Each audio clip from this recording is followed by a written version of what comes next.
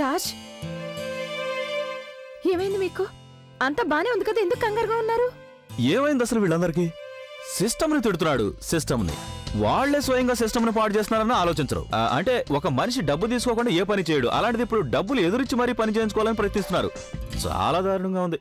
రాజ్, వదిలేయండి. దేశం గురించి ఆలోచించి ఇలాంటి వాళ్ళ కోసం మీరెందుకు కంగారు పడుతున్నారు? అసలు ఇలాంటి వాళ్ళు బాగుపడరు, ఎదుటి వాళ్ళని కూడా బాగుపడనివ్వరు. అయినా మీరిక్కడ టెన్షన్ పడుతూ కూర్చుంటే అంతా అదే సర్దుకుంటుందా? ఈ దేశానికి మంచి అయిపోతుందా? అలాగే మీ టెన్షన్ దూరం అవుతుందా? నిజమే వైశాలి, నువ్వు చెప్పింది కూడా నిజమే. నేనెందుకు కంగారు పడుతున్నాను? అసలు వీళ్ళందరి గురించి ఎవరికి ఎలా కావాలంటే అలా చేసుకుంటారు. రాజ్, అది నాకు నీతో కొంచెం పనుంది. చెప్పు. ఒక్క నిమిషం. ఒకవేళ నువ్వు డబ్బు గురించి ఏమైనా మాట్లాడాలనుకుంటున్నావా? ఒకవేళ అదే అయితే వద్దు వైశాలి, దయచేసి ఏమీ మాట్లాడదు. అసలు నాకు మూడు బాగాలేదు. ఉన్న కోపమంతా నీ మీద చూపిస్తాను. ఆ తర్వాత మన ఇద్దరు గొడవ జరుగుతుంది. ఈ రోజు కుదిలే వైశాలి, అసలే చాలా కోపంగా ఉన్నారు. ఇప్పుడు ఏమైనా అంటే నీ మీదే పిడుగు పడేలా ఉంది. రేపు ఉదయం మాట్లాడు ఏంతో, అప్పటికి కాస్త చల్లబడతారు. ఏంటి మాట్లాడు? ఏం లేదు రాజ్, అంటే అంత ముఖ్యమైన విషయం కాదు. అది మీరు ఈ విషయం గురించి వదిలేయండి. మీరు ఒక పని చేయండి, మీరు వెళ్ళి ఫ్రెష్ అయ్యండి. నేను మీకోసం ఆయిల్ తీసుకొస్తాను, ఆ తర్వాత టీతో మర్దన చేస్తాను. ఏంటి? సారీ, అది మీరు కంగారుగా ఉన్నారు కదా, అందుకే నేను కంగారు పడ్డాను. ఏదేదో మాట్లాడుతున్నాను కంగారులో. నేను వెళ్ళి మీకోసం వేడివేడి టీ తీసుకొస్తాను. మీరు ఫ్రెష్ అయ్యండి.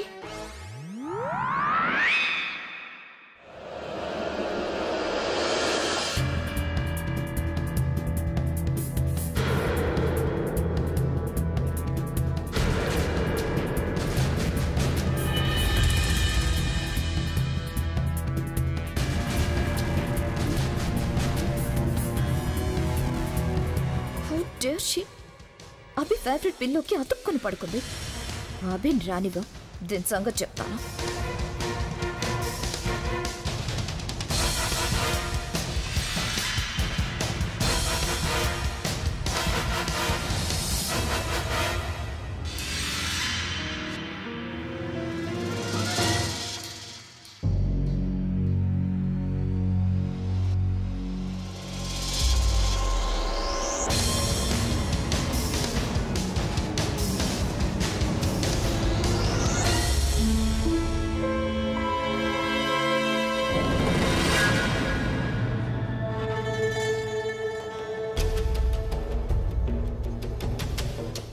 నేను ఈ వీడియోని నా ఫోన్కి ట్రాన్స్ఫర్ చేసుకుని తన ఫోన్లో డిలీట్ చేసేస్తాను.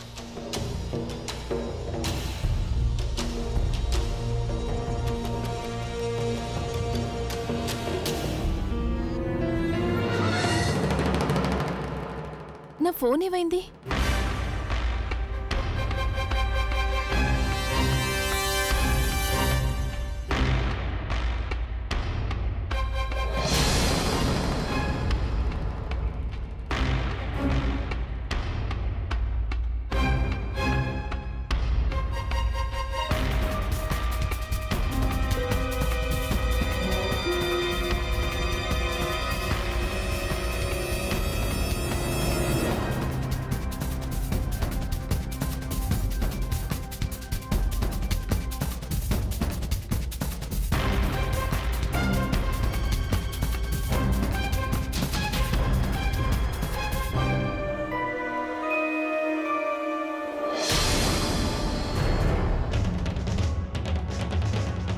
నువ్వు ఇంత రాత్రిపూట అభి రూమ్ లో ఏం చేస్తున్నావు? అదే నేను నేను నేను నేను ప్రెగ్నెంట్ కలవడానికి వచ్చాను. తను అభి గురించి చాలా అప్సెట్గా ఉంది కదా, అందుకని నేను తనతో మాట్లాడితే ధైర్యంగా ఉంటుంది కదా అనుకున్నాను.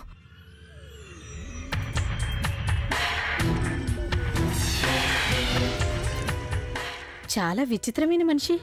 అభి మీద కన్ను వేసింది, కానీ తను లేని సమయంలో ప్రెగ్నెంట్ కూడా కనిపెట్టుకుంటుంది. ఈ కాలంలో ఇలాంటి సవతులు ఎక్కడ దొరుకుతారు చెప్పండి?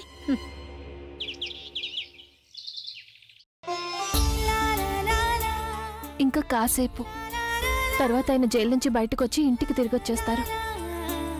రండి మిస్టర్ అభి, రండి. Thank you sir. Welcome. Thank you.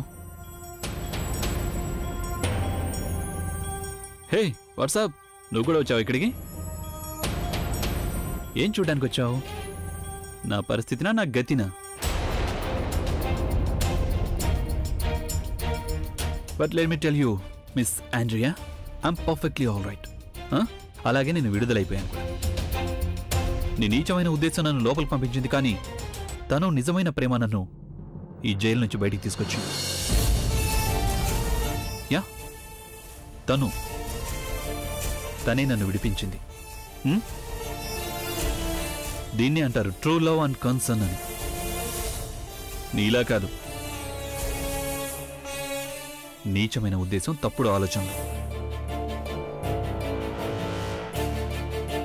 Mister అభి, ఈ పేపర్స్ మీద మీరు సంతకం చేయాలి. Of course sir.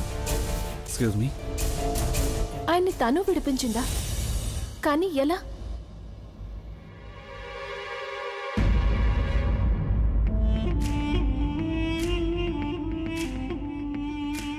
ఇదే కదా ఆలోచిస్తున్నా, ఇదంతా ఎలా జరిగిందని.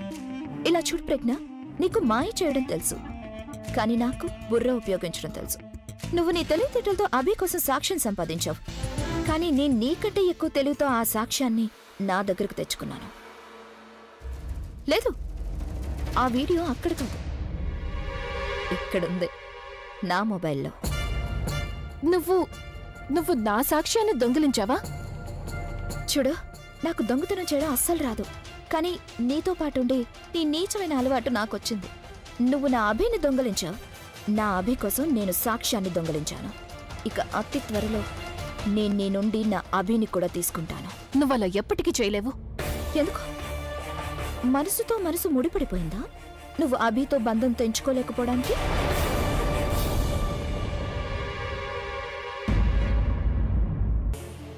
వెళ్దాం అభి. ఆఫ్ కోర్స్ వెళ్దాం. Thank you sir, thank you so much for everything. Okay పద, తను వెళ్దాం, పద.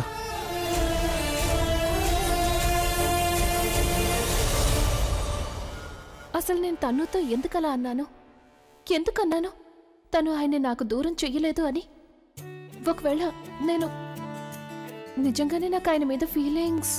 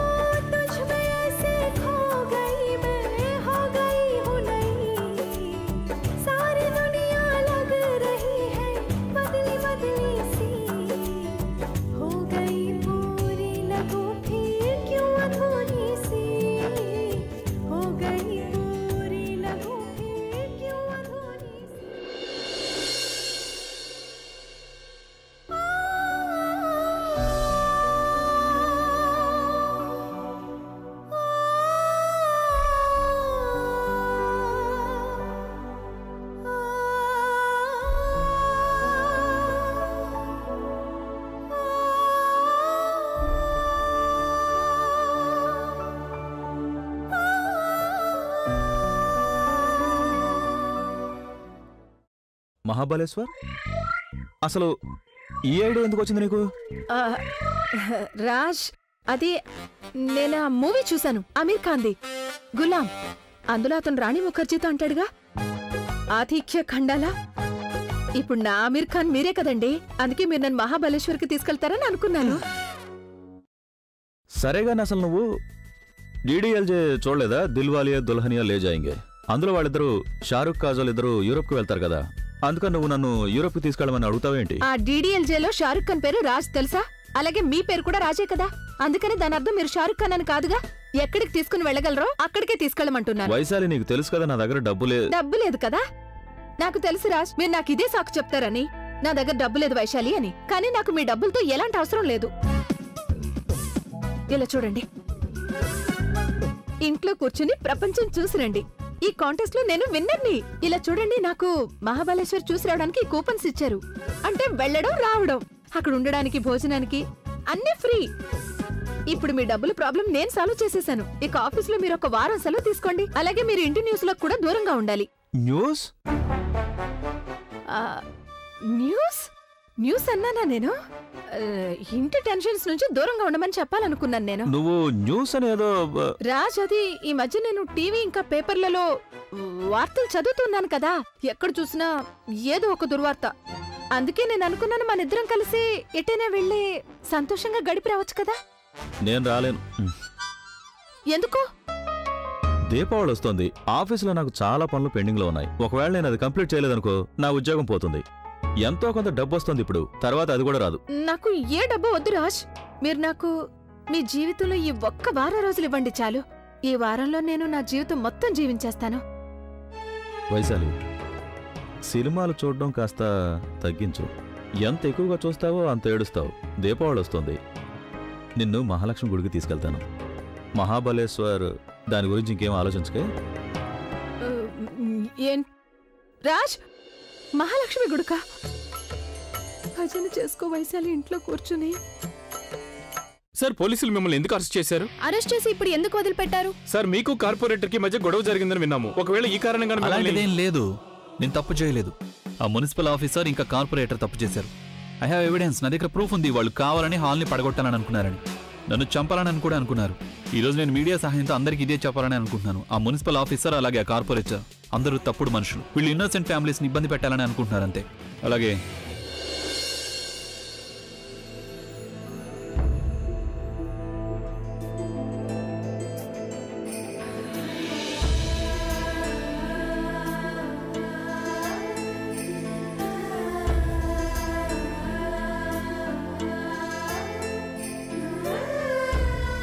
నేను కేవలం ఒక ఇన్నోసెంట్ ఫ్యామిలీకి హెల్ప్ చేశానంతే. అందుకు నన్ను ఈరోజు జైలుకు పంపించారు. ఇంకా ఎన్ని ఫ్యామిలీస్కి సహాయం అవసరందో ఏమో. అందుకే నేను గవర్నమెంట్ని ఒక్కటే రిక్వెస్ట్ చేస్తున్నాను, ఇలాంటి ఆఫీసర్స్కి వ్యతిరేకంగా స్ట్రిక్ట్ యాక్షన్ తీసుకోవాలని. Thank you.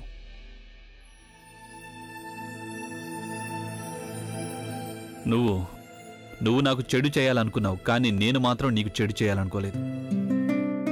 ఎందుకంటే నేను కరప్షన్కి వ్యతిరేకం. నేను నీకు హెల్ప్ చేశాను. ఇంకా ఎన్ని ఫ్యామిలీస్కి నా సహాయం అవసరమో నాకు తెలీదు. లక్షల మంది ఫ్యాన్స్కి తెలుసుకోవాల రాక్ స్టార్ అభి చాలా మంచి వ్యక్తి అని. చనిపోయే వరకు నేను వాళ్ళ నమ్మకాన్ని ఇలాగే నిలబెట్టుకుంటాను.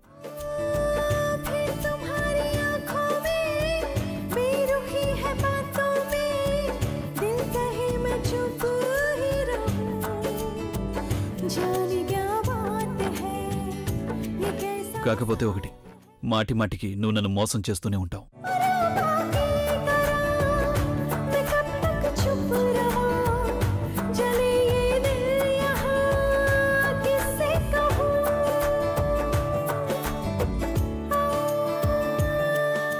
నన్ను ఎంతైనా ద్వేషించండి, కానీ మీ మీద నాకున్న గౌరవం ఎప్పటికీ ఇంకా పెరుగుతూనే ఉంటుంది.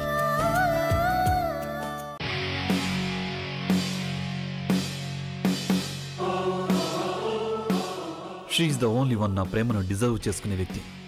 తనే నా కోసం ప్రూఫ్ తెచ్చింది, నన్ను బయటికి తీసుకొచ్చింది. She at least deserves a hug from మీ.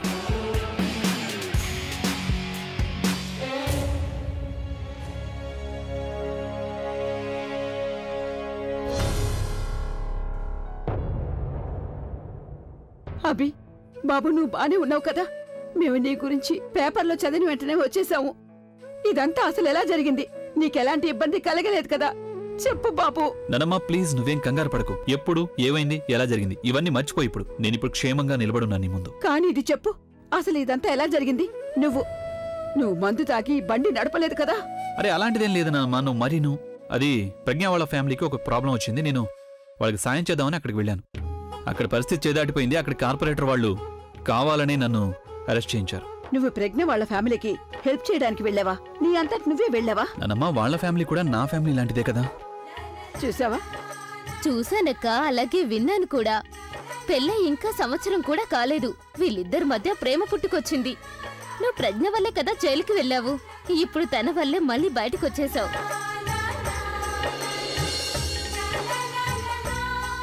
ప్రజ్ఞ కారణంగా ఏంటి? లేకపోతే మరేంటి? రేపు సుమంగళి వ్రతం కదా. నీ భార్య నీకోసం చేసిన ప్రార్థన వల్లే నువ్వు బయటికి రాగలిగావు. నువ్వు ఒప్పుకున్నా ఒప్పుకోకపోయినా ఏ భార్య అయితే తన భర్తని మనస్ఫూర్తిగా ప్రేమిస్తుందో భగవంతుడు తన ప్రార్థని తప్పకుండా వింటాడబి.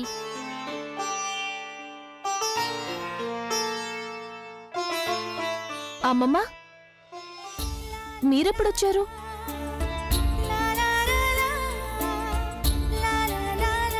నాకెంత సంతోషంగా ఉందో అది నేను మాటల్లో చెప్పలేకపోతున్నానమ్మా.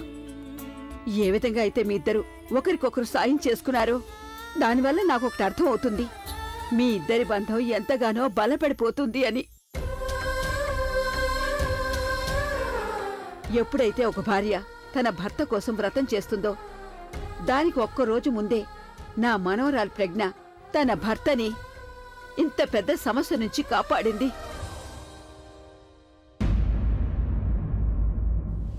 అబ్బికి హెల్ప్ నేను చేశాను, కానీ క్రెడిట్ మొత్తం కళ్ళజోడు కొట్టేస్తుంది.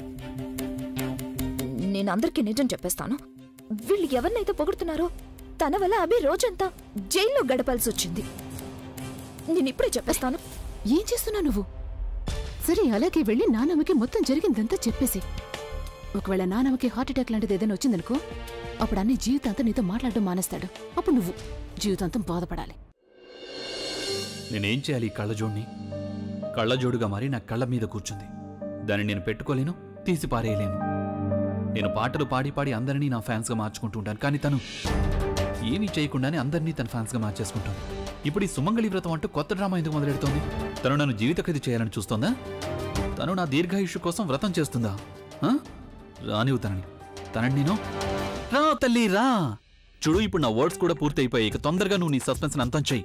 నాకు ఒక విషయం చెప్పు, అసలు నువ్వు ఇదంతా ఎలా చేయగలుగుతున్నావు? వీళ్ళందరినీ ఎలా మోసం చేయగలుగుతున్నావు? కొంపదీసి నువ్వు వీళ్ళ మనసుల మాటల్ని చదివేస్తున్నావా? అయ్యుండొచ్చు. అలాగా? Okay then. అయితే చెప్పు, ఇప్పుడు నా మనసులో ఏముంది, నేనేం ఆలోచిస్తున్నాను? నాకు తెలుసు, ప్లే బాయ్ అంటుంది. మీరేం ఆలోచిస్తున్నారంటే టెల్ మీ. మీరు నాకు ఏ శిక్ష విధించాలి అని. తను నిజంగానే మనసులో మాటలు చదివేస్తోంది. అందుకే నేను వేసే ఏ ప్లాను వర్కౌట్ అవడం లేదు. తనకి అన్నీ ముందే తెలిసిపోతున్నాయి. కానీ మీరు తప్పుగా ఏం ఆలోచించడం లేదు. నా వల్ల తప్పు జరిగింది కాబట్టి నాకు శిక్ష కూడా పడాల్సిందే. నా కారణంగా మీరు ఇంకొక రాత్రి జైల్లో గడపాల్సి వచ్చింది. మీరు ఏ శిక్ష వేసినా నేను దానికి సిద్ధంగా ఉన్నాను. ఇలా తీయగా మాట్లాడి మాయలు చేయడం నా దగ్గర పనిచేయవు. అదేనా? నువ్వు నా మనసులో మాటను చదవగలవు, కానీ నా మనసుని మార్చేయలేవు. అయినా ఏంటి కొత్తగా సుమంగళి వ్రతం అంటూ డ్రామా? నాన్నమ్మ మీరు ఎలా చెప్తారో నేను అలాగే చేస్తాను. చూడు, నువ్వు ఈ నాటకాలు మీ పుట్టింట్లో ఆడు, కానీ నా ముందు మాత్రం ఆడొద్దు. నువ్వు నా కోసం సుమంగళి వ్రతం చేసావంటే నా ఆయుష్ పెరగడానికి బదులు తగ్గిపోతుంది. చూడండి, మీరు ఆచారాల గురించి తప్పుగా మాట్లాడకండి. నా మీద కోపం తీర్చుకోవాలంటే తీర్చుకోండి. కోపం నేను తప్పకుండా తీర్చుకుంటాను. అలాగే దాంతోపాటు నేను నీకు ఎలాంటి పనిష్మెంట్ ఇస్తానంటే నీకు మీ అమ్మమ్మ గుర్తుకొస్తుంది. కానీ గోడ గుర్చేయి. ఏంటి? Bad idea. అయితే ఒక పంచే, నువ్వు ఒంటి కాలు మీద నిలబడు. అలాగే నేను చెప్పేంత వరకు రెండో కాలిని నువ్వు నేల మీద పెట్టకూడదు. కమాన్. ఇప్పుడు తెలిసింది కదా నిజ స్వరూపం. ఏమన్నావు నువ్వు? నాకు శిక్ష వెయ్యండి, మీరు ఏం చెప్తే అది నేను చేయడానికి రెడీగా ఉన్నాను. వచ్చింది పెద్ద పనిష్మెంట్ తీసుకోవడానికి. వెళ్ళు, దయచేసి నా టైం వేస్ట్ చేయకు.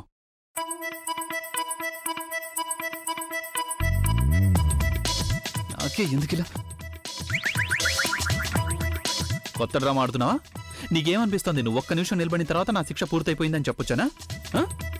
నువ్వు పని చెయ్యి. నేను 2-3 రోజులు స్నానం చేయకుండా ఉన్నాను. అందుకని నేను లోపలికి వెళ్తాను, స్నానం చేస్తాను. బాగా రుద్దుకొని స్నానం చేయాలి కదా, దానికి నాకు 1 గంట పట్టొచ్చు, 2 గంటలు కూడా పట్టొచ్చు, 4 గంటలు కూడా పట్టొచ్చు. కానీ అంతవరకు నువ్వు నీ రెండో కాలిని మాత్రం నేల మీద పెట్టకూడదు. ఒకవేళ నువ్వు నీ కాలిని కింద పెట్టావనుకో, అప్పుడు నేను 2 కాళ్ళను పైకి వేలాడదీస్తాను. నేను వెళ్తున్నాను, సో డోంట్ చీట్.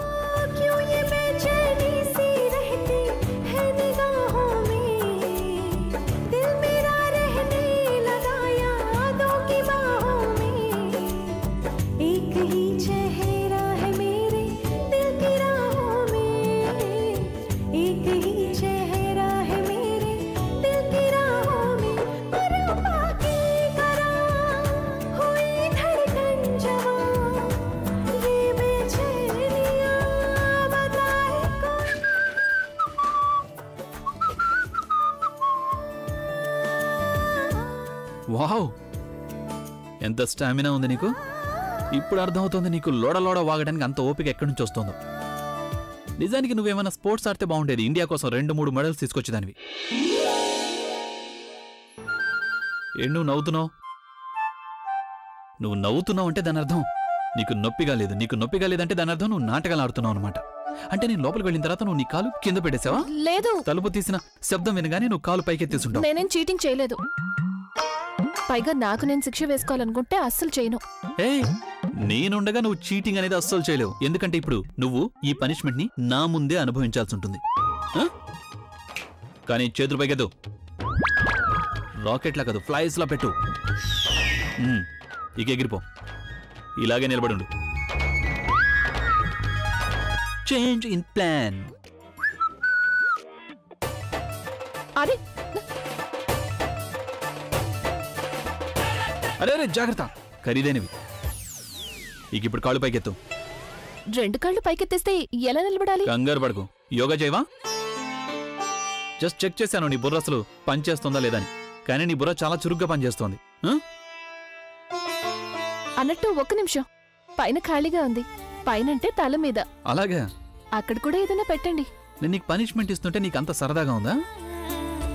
సరదాగా అనిపించడం లేదు, కానీ ఈ రోజు ఎందుకో చాలా బాగా అనిపిస్తోంది. బాగా అనిపిస్తోందా? అవును. మన అనుకునే వాళ్ళు శిక్ష విధించినప్పుడు బాగానే అనిపిస్తుంది. Relax, take it easy.